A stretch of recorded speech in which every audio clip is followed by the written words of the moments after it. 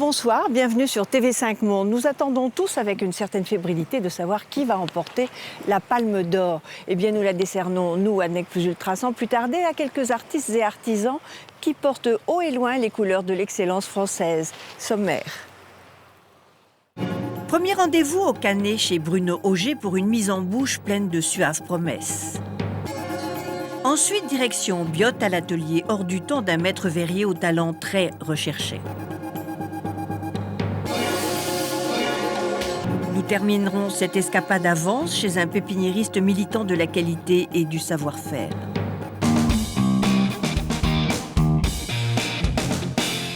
Nous décernons la palme de la gastronomie à Bruno Auger. Il propose un concept de restauration tout à fait innovant. C'est la Villa Archange et c'est là-haut, au Canet. Bien cachée dans un écrin de verdure à 10 minutes de la Croisette, la Villa Archange, une bastide du 18e entièrement restaurée, promet le 7e ciel. C'est dans cette atmosphère authentique que Bruno Auger propose sa cuisine méditerranéenne aussi généreuse qu'épurée. Avant tout, l'histoire, c'est un coup de cœur.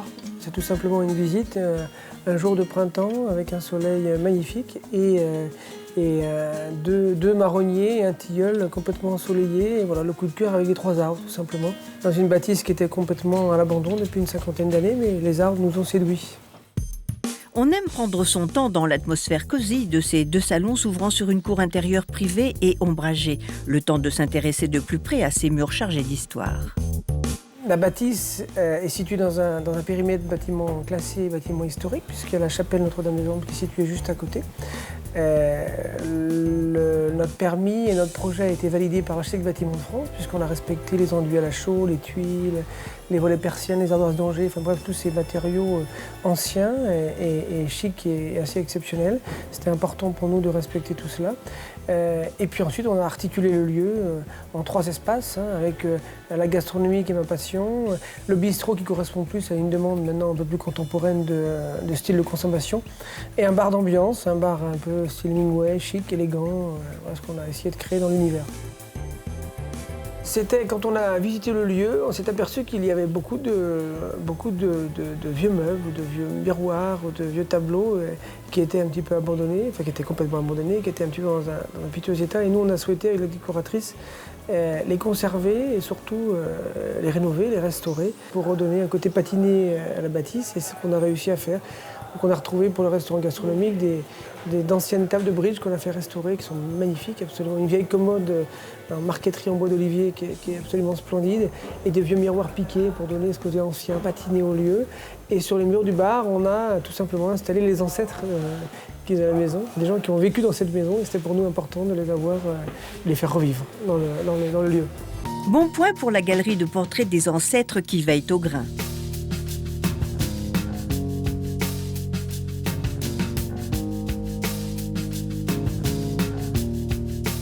J'ai essayé de créer dans ce lieu un endroit dans lequel j'aimerais venir. Un endroit où on peut se garer, un endroit à proximité de plein de choses, un endroit à proximité d'une ville, un endroit dans lequel on peut tout simplement venir manger un petit plat du jour à 17 € ou éventuellement manger un superbe jarret cuisiné 24 heures ou de langoustine au caviar.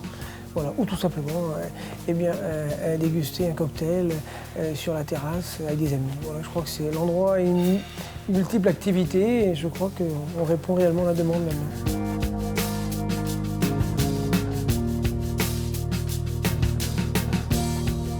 Je pense qu'évidemment, quand on vient manger dans un restaurant, il est clair que la cuisine, c'est la star. La cuisine, ça, on vient pour manger. Et puis, c'est vrai que c'est évidemment ce qu'il y a de plus important. Mais en même temps, je pense que les gens qui viennent dans le restaurant, ils ont besoin d'avoir des assises confortables, des belles assiettes, de beaux verres, un univers chaleureux. Et évidemment, la cuisine, elle joue le rôle primordial. C'est un petit peu le poumon de la maison. Donc quand on va au restaurant, on s'attend à une cuisine d'exception.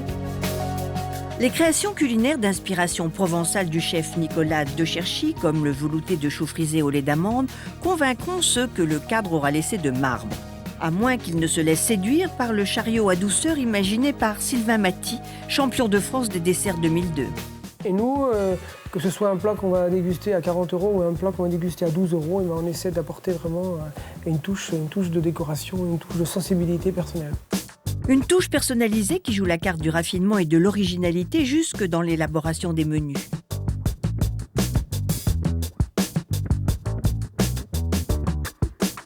niveau du bistrot, on aura des plats qui sont une cuisine de chef avec des choses un petit peu drôles. Parce que par exemple, on a essayé de trouver une idée de dessert. Et dans notre idée de dessert, on a essayé de revisiter un dessert de mes copines. C'est-à-dire que c'est tout simplement, vous savez, on a toujours dans nos relations une amie qui réalise un dessert de sa grand-mère parce qu'on a transmis un dessert. Et moi, j'ai demandé à un certain nombre de mes copines de me donner un dessert que je revisite et que je essaie de refaire donc, à ma façon au niveau du bistrot. Donc c'est un petit clin d'œil. Et après la gastronomie, ça c'est des plats signatures, des grenouilles à la poudre d'ail, des langoustines au caviar, un opéra de foie gras avec au pied de veau, noisettes du Piémont, ou un traumac, parce que c'est quand même mes origines et mes racines personnelles, avec des fraises écrasées, des petites fraises des bois de la région. Voilà, un peu bon, du luxe, du beau, du bon, et surtout essayer de créer la mémoire du goût. L'ex-chef du restaurant La Palme d'Or n'a pas eu de mal à convaincre les festivaliers bontins qui connaissaient déjà son talent. On est situé à proximité de Cannes et moi je suis content d'être là parce que le festival il a rythmé ma carrière. Moi j'ai eu la chance de réaliser les dîners d'anniversaire du 50e anniversaire et du 60e anniversaire, donc les deux dernières grosses décennies. Monsieur Jacob m'a fait confiance pour ces deux gros dîners, donc c'est assez exceptionnel. Et puis je voulais rester sur la région, puis la commune du Canet est une commune qui veut donner un vrai élan culturel à sa commune, donc avec la création d'un musée Bonnard. Situé sur la commune et qui va ouvrir l'année prochaine. Donc on est deux pôles de développement culturel dans la région, enfin en tout cas dans la commune du Canet, et c'est bien. Pas étonnant qu'en une seule saison, la Villa Archange soit devenue la table cannoise de référence. Le bémol, ne pas être pressé pour réserver.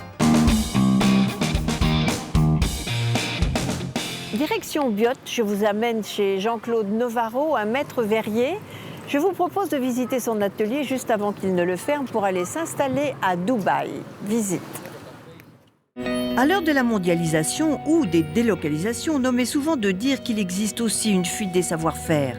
Le maître verrier d'art provençal Jean-Claude Novaro en est un exemple. Ce fringant sexagénaire travaille le verre à sa manière, grâce à des techniques rares au point de ne figurer dans aucun ouvrage d'art. Je suis né en Antibes et ma famille vit à Biot depuis 500 ans. C'est pour le moins ce que l'on appelle faire souche. J'ai eu de la chance. Ma première chance, c'était qu'Éloi Monod ait créé une verrerie à Biot. Ma seconde chance, c'est qu'il m'ait fait rentrer à la verrerie. Ma troisième chance, c'est que j'étais doué pour ça. Ma quatrième chance, c'est que j'ai commencé à faire des choses qui ont plu et j'ai pu en vivre. Mais cette chance, je l'exploite et je la respecte. Je fais pas l'andouille, si vous voulez. Un peu de chance donc, de la persévérance, de la passion, beaucoup de travail, bref, tout ce que l'on ne trouve pas sous le sabot d'un cheval. Je suis rentré à la verrerie, j'avais 14 ans. Et j'ai appris ce métier très vite. J'étais maître verrier à 20 ans. Et à 25 ans, j'étais responsable de la halle de tous les verriers. Il y avait 30 verriers sous mes ordres. Vase, petit personnage ou délicat flacon sculpté à main levée, le talent de cet artisan est proprement soufflant.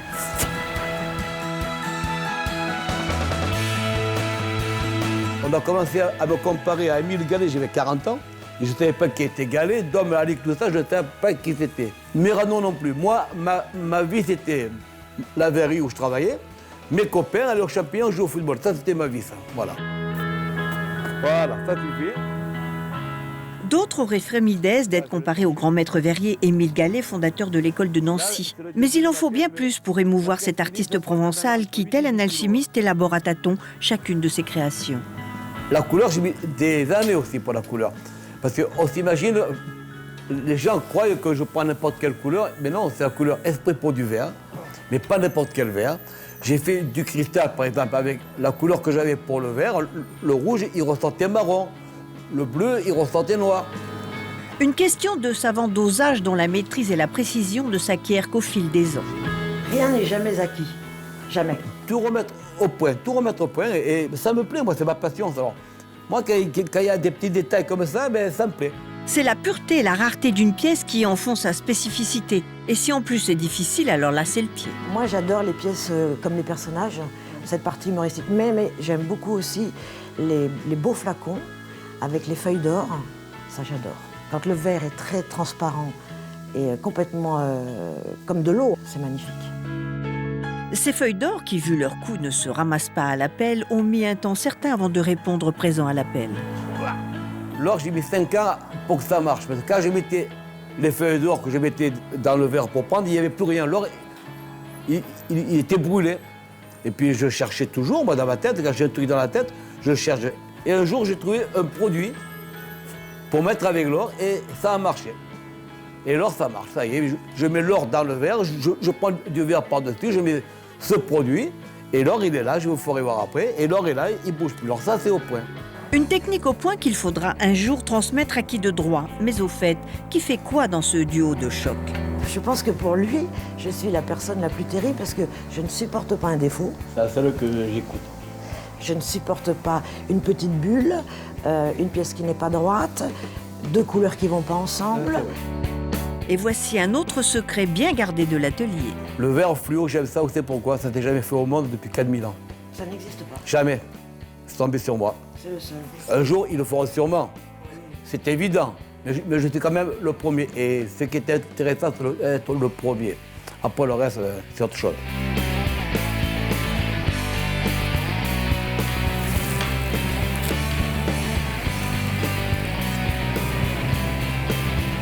J'ai mis 10 ans à mettre ça au point, 10 ans de ma vie, pas tout le temps.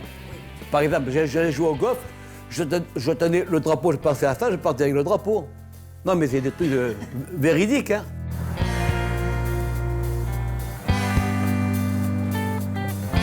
La première technique que j'ai trouvée, c'est le moment où j'ai mis les bulles au point. Alors, comme ça ne collait pas sur le verre, je me suis dit, je vais remplir mes bulles avec ce produit. Et c'était une bonne idée.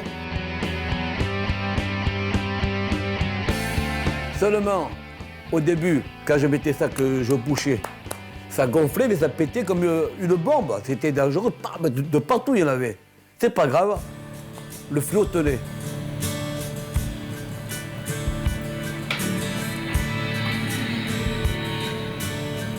J'adore mon métier, je veux aller au bout de mon métier. Je prends plaisir à faire ce que je fais. Prendre un bout de verre, donner naissance à un truc qu'on a dans la tête. Hélas pour nous, ce talent hors du commun a fait ses valises et s'expatrie sous les cieux sans doute plus avantageux de Dubaï. C'est une belle aventure. Déjà, c'est un endroit que j'aime beaucoup. Les gens sont très gentils et l'endroit est merveilleux. Et ils me font un atelier et je vais travailler dans des conditions que j'aurais, même dans mes plus beaux rêves, j'aurais même pas imaginé ça. Des conditions aux petits oignons dont on ne saura rien de plus si ce n'est qu'elles permettront largement à ce pittoresque personnage de perpétuer sans souci aux antipodes l'un des fleurons de notre artisanat d'art. Créer, créer, créer, à mon rythme, comme ici, pareil. Ces créations sont déjà des best-sellers sur la chaîne américaine Fine Art Showcase, il fallait y penser.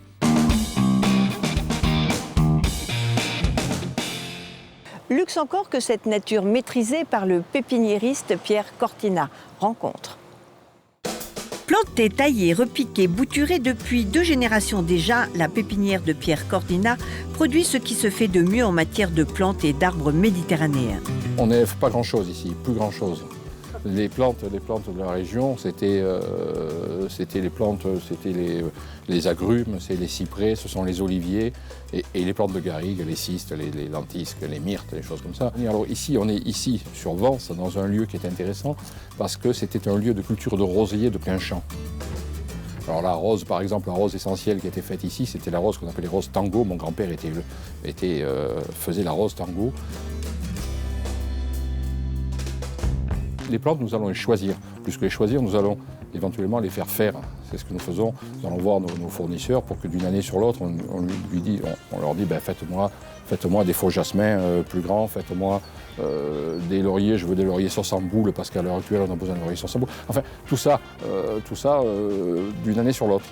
Parce que nous travaillons avec des maîtres d'œuvre, des paysagistes qui ont des envies, qui ont des besoins, qui un jour ou l'autre décident de rêvent, hein, parce que c'est leur rôle, d'un rêve sur des plantes. Et c'est à nous à satisfaire leurs rêves. Donc en le voyant, il faut qu'on aille trouver les plantes, il faut qu'on trouve les plantes, qu'on aille faire les plantes qui sont nécessaires.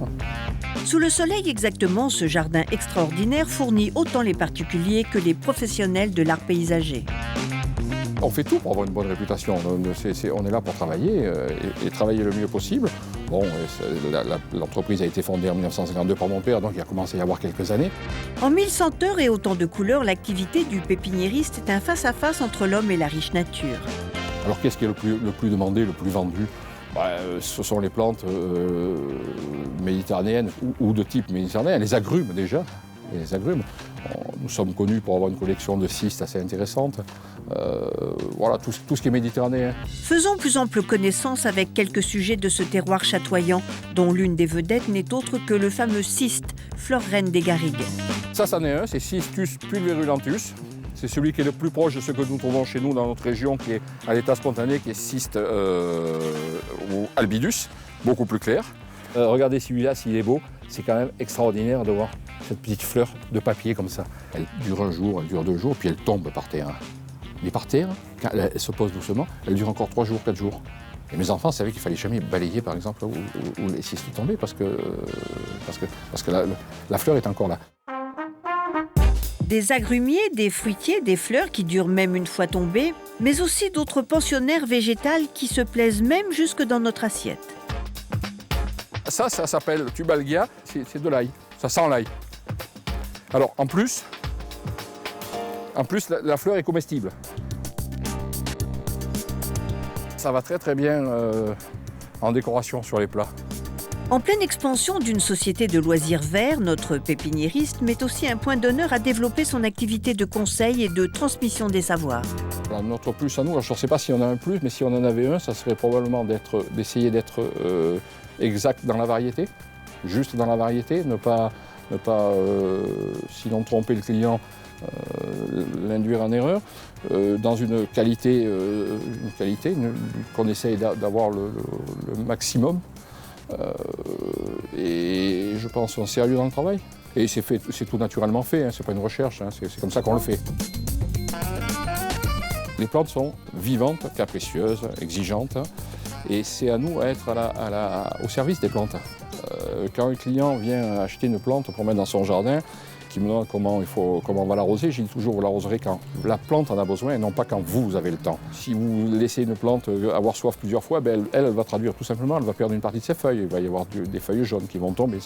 Tout ça sont c'est des petits indices qui sont difficiles à expliquer, qui doivent se comprendre quand on est du métier, et puis que les gens qui aiment comprennent obligatoirement, hein, ça va sans dire, mais surtout être au service de la plante. Mauvaise nouvelle pour celles et ceux qui n'auraient pas la main verte.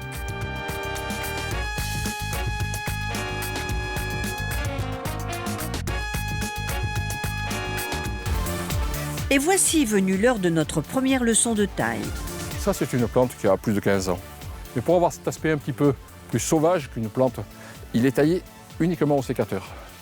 Le sécateur, c'est la main qui le dirige, et puis vous allez couper la branche. Vous voyez cette branche on va la couper, l'empêcher de tomber. Ce qui va garder l'intégrité de l'arbre, le laisser bien serré, sans lui donner cet aspect lisse qui n'est pas beau. Parce que naturellement, ils ne sont pas lisses.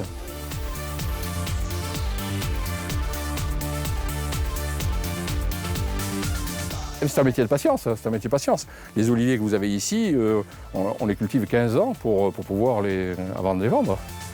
C'est un métier, mais ça fait partie de notre vie, notre métier. C'est comme ça que ça doit être fait, c'est bien. L'amour du travail bien fait, une activité en forme de sacerdoce avec Dame Nature que chacun en prenne de la graine.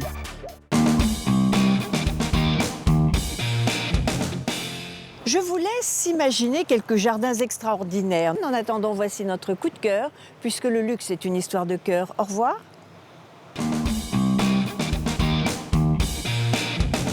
Pendant que Cannes fait son festival, les hôtels font leur cinéma. Nous en avons déniché un très charmant où chaque visiteur, le temps de son séjour, peut parfaire sa culture littéraire, cinématographique ou se la jouer star d'un soir. C'est le genre d'adresse qu'on se refilerait presque sous le manteau tant on n'a pas envie de voir, polluer, cet endroit à l'amusant look kitschissime par une horde de faux festivaliers en goguettes et de starlettes écervelées.